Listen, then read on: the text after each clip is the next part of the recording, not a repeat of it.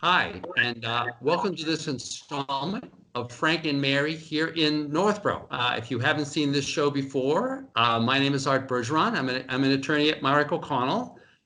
We do nothing but elder law, but this show is not about elder law. It's about Frank and Mary. Many of you know in my presentations, I often talk about Frank and Mary and their kids, Peter, Paul, and Mary Jr., and their goal is to live in their house till they die and be buried in the backyard. Right now, Frank and Mary's goal in the COVID-19 world is just to survive day to day. And so Chris and I decided that we would do, Chris Lindquist, my wonderful co-host who runs the library, Chris and I decided to do a special set of shows specifically devoted to the issues that you're facing right now dealing with COVID-19. We have two wonderful guests whom Chris is going to introduce, who I think can just share a ton of information with you regarding what you may be going through and what you may be needing to deal with and how to deal with it. Chris. Thank you, Arthur. So we are very fortunate today to have two wonderful guests. So we have Liz Tretiak, and Liz is the new Senior Center Director. So we're kind of introducing her to the community. Liz, I don't know how long you've been on the job, but I think a week or less, right? So you're hitting the ground running, and we'll talk about the Senior Center. And then we have June David Fours, who's the Youth and Family Services Director. And June, I know you've been here more than a week, but I don't know actually how long you've been the Director of Youth and Family Services. So we'll talk about each of your departments and how you can, help people during this COVID crisis. So take it away, Arthur. Well, I was going to say, I know that when all of us were talking earlier, June had talked about wanting to just give a kind of a brief sense of what you folks do, of what June does, of what the department does, because I think that's going to help us with kind of an overview of how everything is connecting. And then Liz, I was hoping after that we could have you talk a little bit about who you are and how you got here, right? This is a strange introduction for a lot of seniors. The first time they're seeing you was on TV. You're going to be walking into the Senior Center as a star, right? Oh, okay. And kind of. And maybe talk about what you were thinking you were going to be doing when you got here, and then talk a little bit about how folks are dealing, how you're dealing, how folks are dealing with the corona issues. Sure. But June, could we start off and just kind of have you kind of good? Sure. So I've been with the department for 13 years, and I am so pleased to have this opportunity to talk to the residents directly.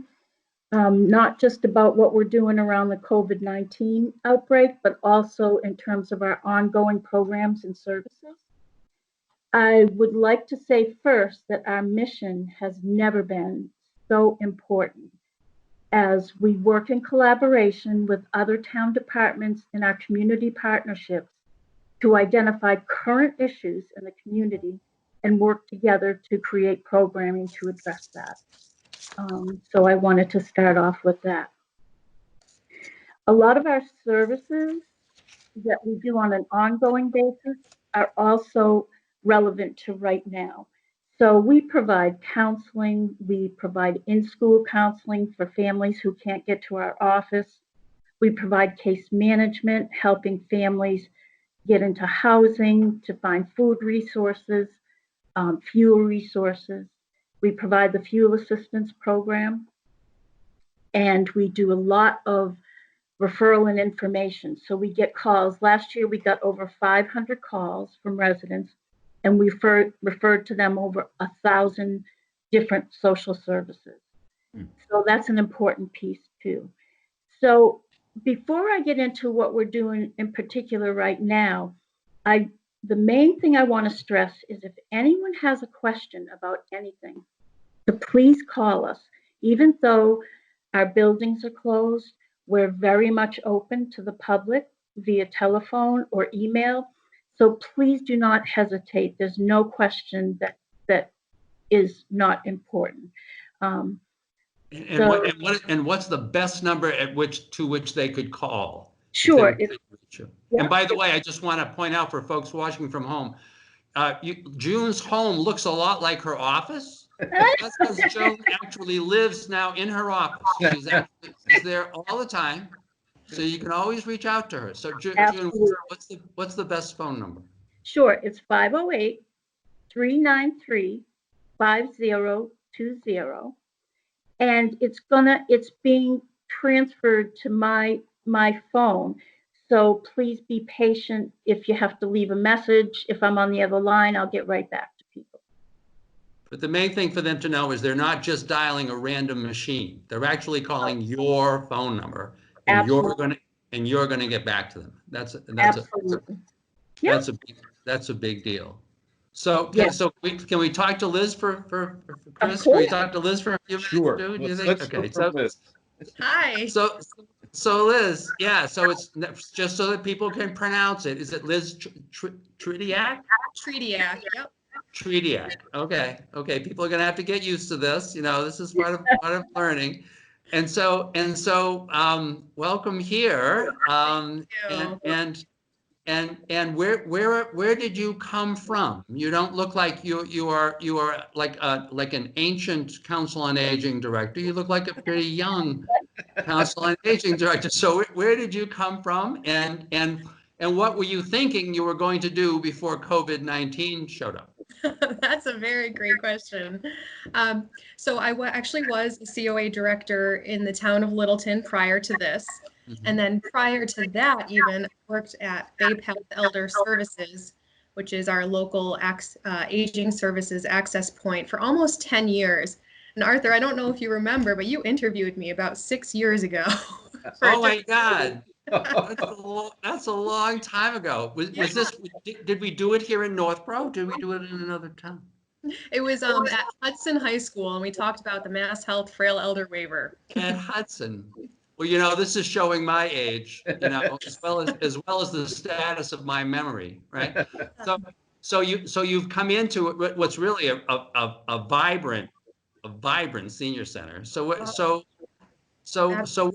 can you just kind of talk about what were you thinking about the senior center, and you know, and what's your sense of it, and then maybe you can talk a little bit about the resources that seniors may be right now kind of needing, and maybe Chris and I can ask you about that, and then we can go back to June and talk about how those relate, because this show, well, we've typically focused on seniors. It's really relevant to a lot of folks now because a lot of people are watching because they're at home. So how about that? Great, sure. So as you know, today is my 6th day on the job and hit the ground running. You're doing great. Thanks. But I've been in the aging services profession for about 15 years now. And I was drawn to Northborough, one for its absolutely beautiful center, which I'm in right now. It's gorgeous. And it really has an abundance of programs and activities, and the bistro, it's so innovative that I had to really jump at the chance to come here and be part of this community. So what I thought I was going to be doing when I came here prior to the whole COVID-19 situation was really trying to see what we could do with the creative programming. I know we want to reach more people, reach a broader population here, and I really just wanted to get creative and see what we could do. In terms of what we're doing now, my main message to people is that we are here and we're looking for you. So anyone out in the community, any seniors, if anyone has a concern, a question, if they're lonely and just need some social interaction and just want to talk, we're here and answering the phones, whether it's at our desks, at home. You can call us for anything. Our fantastic outreach worker, Jocelyn, is here and she's doing her information and referral services. She's helping people still with their health insurance questions and referring them to like pharmacy outreach programs. We're still working 100% here, and we're here for any community member that needs us.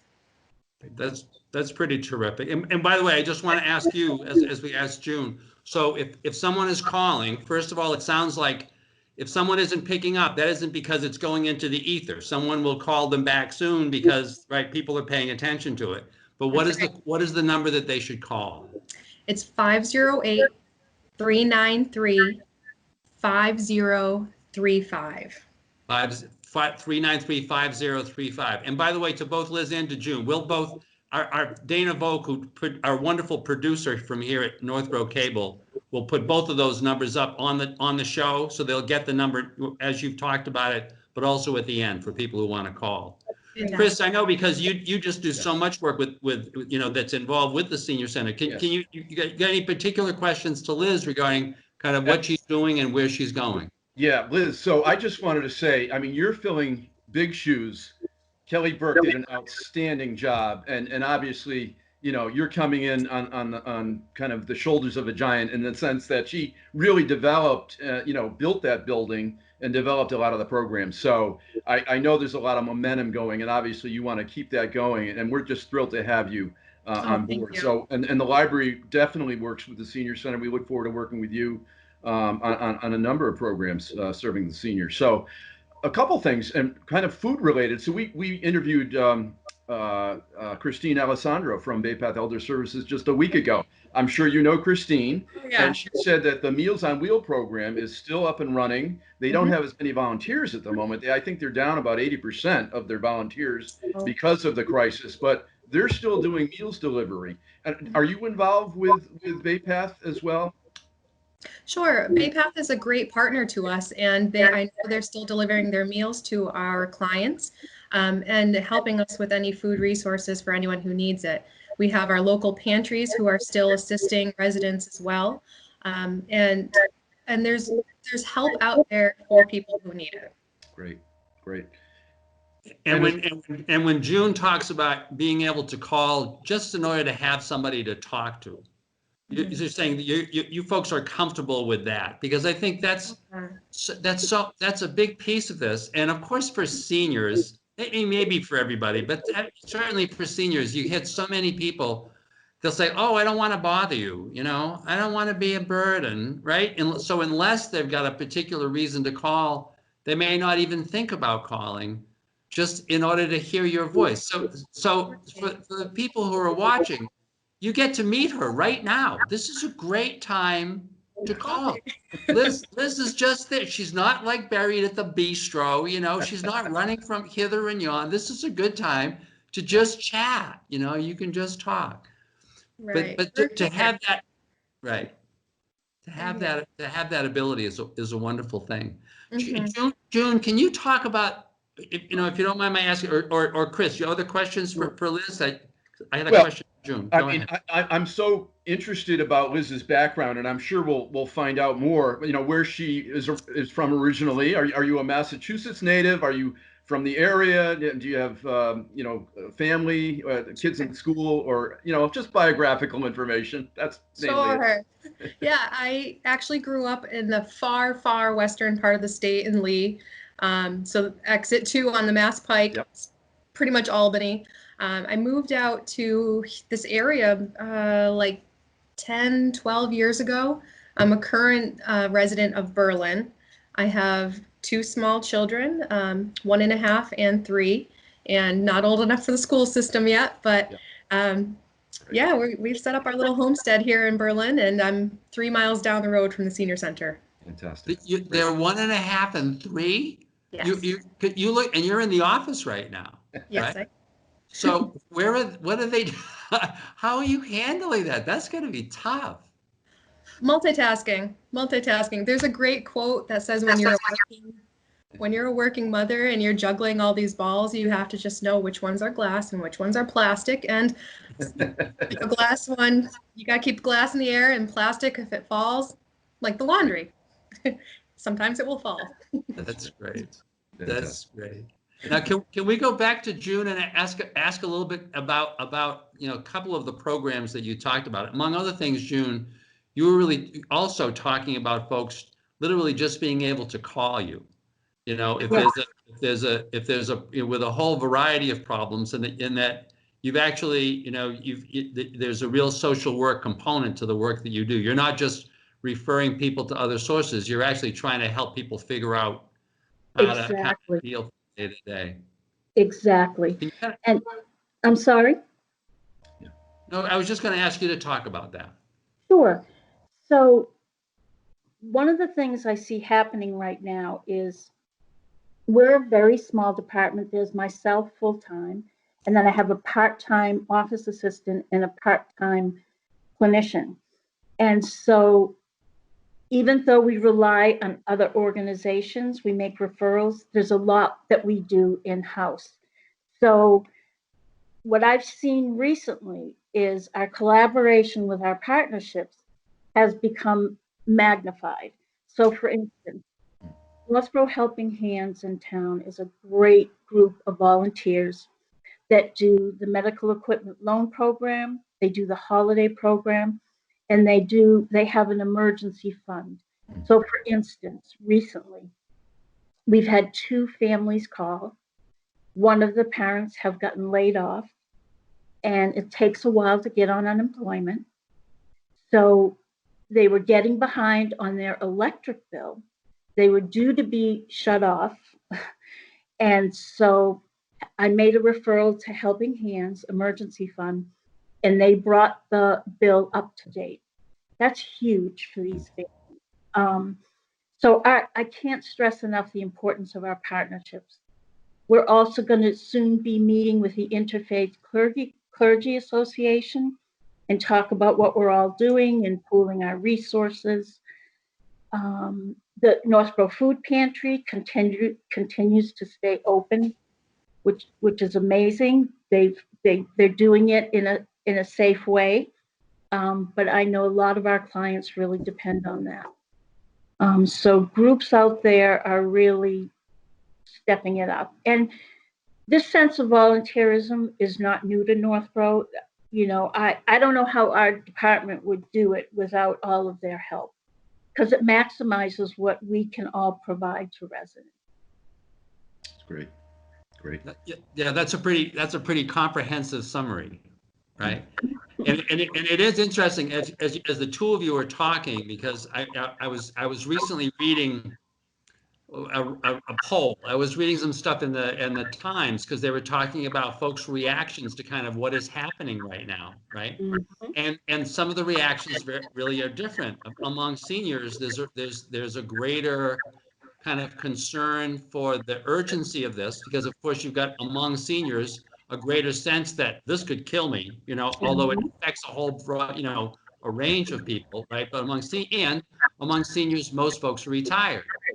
Whereas among, you know, the younger cohort in that poll, from like ages like 45 to 55 or 45 to 60, there was a lot more concern about, oh my God, you know, my job is at risk. You know, what am I going to do, right? Mm-hmm. So the 2 of you maybe are kind of facing different concerns, Yes. which has got to be a tough thing, right? Because everybody, you know, of course we all have our own interests and stuff, you know. So to try to figure that out is going to be really daunting. So June, are there any particular things at this point that you think are missing? So if let me put it another way, if there were people that you thought, or volunteers that you thought were needed someplace, are there places that things are missing? Or as far as you're concerned, if someone calls and has a problem, is there somebody that's going to be there to help them? Yes, I've got to say that John Kadir, our town administrator, has been working day and night and is so conscientious and always telling me, if there's a gap there, if there's a need, please let me know. I feel in our department we have a really good safety network with all of the partnerships I spoke about, and there's lots more. So if a need comes to our attention, I feel like I have sources to go to help address that need. Yeah. And Liz.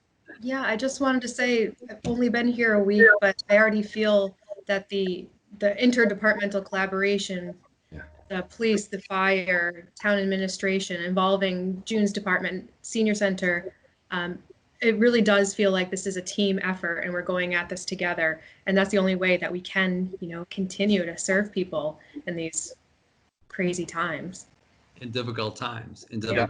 Yeah. Arthur had a question for Liz, if I may. So Liz, I know that Kelly developed, I think it was through a federal grant, Northborough is a come to be dementia friendly community.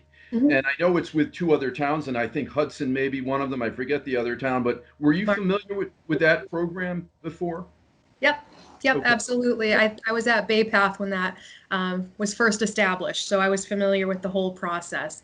And I just have to say that Kelly really did such a fantastic job here, and she really set this up so the next Yep. director coming in would be successful. She really did a wonderful job. So will that continue? I mean, we'll continue to be a dementia-friendly community. I mean, we actually at the library over the past 2 to 3 years, we had a memory cafe. I Hmm. mean, unfortunately, we had to stop that, and obviously, we're not open to the public. But perhaps you and I could work together to develop another memory cafe in the future once things get back to some semblance of normality. Absolutely. Dementia is something that's near and dear to me.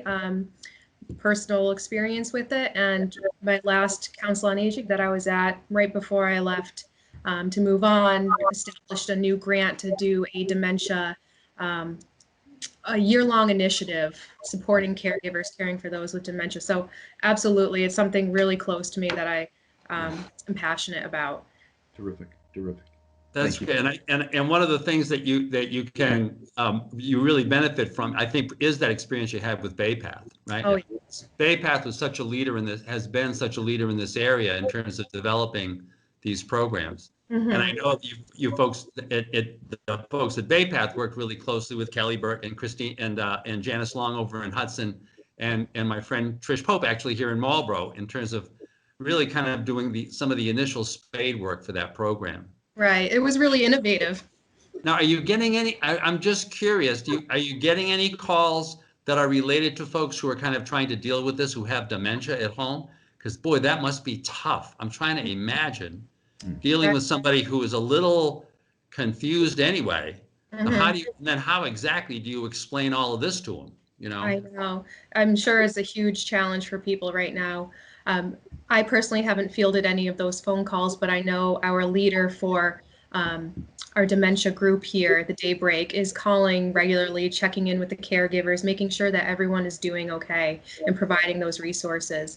There are some community resources and free online caregiver support groups that I'd like to be sharing on our town website within the next couple days too, so people can participate in those. Well, that's great. And by the way, if you want to have any of that information included in this video also, right? Oh, sure. So that people, if they wanted to, could kind of click on, could know by watching this and just click on. Dana has been terrific about actually producing these things and then getting them up on the air quickly, right? So this could end up being really handy for you. Great. Other questions, Chris? So I'm curious, Liz, and I know we're all kind of struggling with what the future looks like, but at some point, I imagine there will be, services will start to be phased in. I mean, in our case, we probably won't be doing a lot of programs for teens and adults right away. We might do a children's program here and there. Again, phasing in over time, we're considering our summer reading programs, maybe doing some virtual story times. We're already doing those with our children's librarian, Katrina Ireland. At some point, I imagine the bistro is going to reopen to the public, but have you had some discussions about how that might happen? Yeah, it's a really difficult thing to predict the future, but we've talked about how we would potentially do a phased, slow reopening, but we'd really have to follow the guidance of our of the CDC, the governor, our town health agent, and emergency director to figure out how to do that safely, because seniors are such a vulnerable population when it comes to this disease. So we'll really need to follow some professional guidance on the safety. Absolutely. It's such a great resource to have the bistro, and I'm sure there aren't many senior centers that have such an amazing, program. I mean, where it's providing, very reasonably cost lunch, and just the quality of the food. And I know I'm a Rotarian, and so the Rotary also was meeting at the senior center once a week, and that's like for $5, it's a fantastic lunch. I can't wait to try it. Yeah. Oh yeah. I'll also add an ad for that, because I've spent, in the nature of my work, I've spent a lot of time in a lot of senior centers. There is no place is the quality of food better.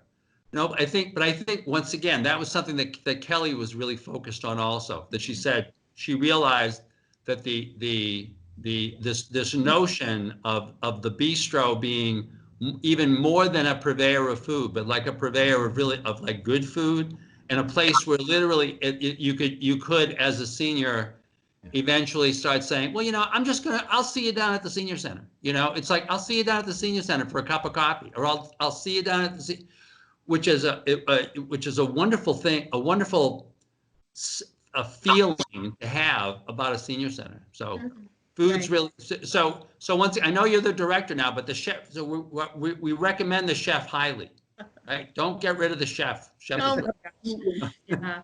And the other key aspect of the bistro is the social interaction, which is so huge. So that reminds me of another thing I wanted to touch on before we go, that Jocelyn, our outreach worker, is contacting many of our residents just to check in. And if there's anyone out there who's watching this who wants just a check-in, either weekly, bi-weekly, even just monthly, call the senior center, ask for Jocelyn, and get your name added to our telephone check-in list.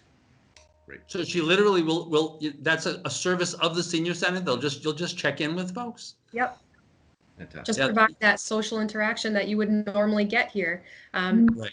I mean, our staff is working. We miss seeing everyone's smiling faces. We're here alone. So call us, please. So call. Yeah. I know one of the communities where I work, they do that, but it's all done through a robocall. Not the same experience. Not the same. Just not the same. It gets the notion, a piece of the notion is, once again, for safety purposes, you want to check in with people once a day just to make sure everything's okay, but actually doing that kind of outreach and connecting with people is just, once again, especially right now, because there's nothing worse. My wife, we regularly call a wonderful old friend of ours who, once again, lived in her house till she was 96 and then finally decided she needed to give up the keys to the car, which meant that she needed to leave her house, which meant she moved to assisted living, which means she's locked down, which means she can't talk to anybody, and she's now 99, right? And to get that call every day from somebody, it's like, it's everything. So they can call you anytime, once again, right? And you're not going to be mad. Sure. Now, June, can anybody call you also, or do they have to go call Liz? No. Call us directly on our telephone line number. And I also want to add that both of us do fuel assistance. And even though the doors are locked to the public in Framingham, that's who we go through. We found a creative way to still process those applications through SMOC. And they've been accepted. So up until April 30th, we are open for that. So please give us a call. Even if you're not sure if you qualify, we'll get that information. That's great. That's great. So Chris. Yes, Arthur. Once again, final question, but then I was just going to thank you for getting these great guests, which you always do. I can't wait to meet both June and Liz in person and maybe go next door to our bistro next to the library. We have this incredible restaurant. It's a little bit of France in Northborough. It's called C'est la Vie Bistro. And so, at some point, let's get together and talk more about how we can develop, some services collaboratively. So I appreciate the opportunity to meet with you at least this way, and we'll get together in person soon. That'd be great. Or we may all want to get together at Liz's Bistro, Yeah. Right? They got the chef's terrific, great view. So Liz, thank you very, very much. June, thank you. Chris, thanks for putting this together. We really appreciate it. Thank you. And thank you all for watching. We'll look forward to seeing you on the next installment, which may be as early as next week, on the next installment of Frank and Mary here in Northborough, the COVID-19 version. Thank you very much.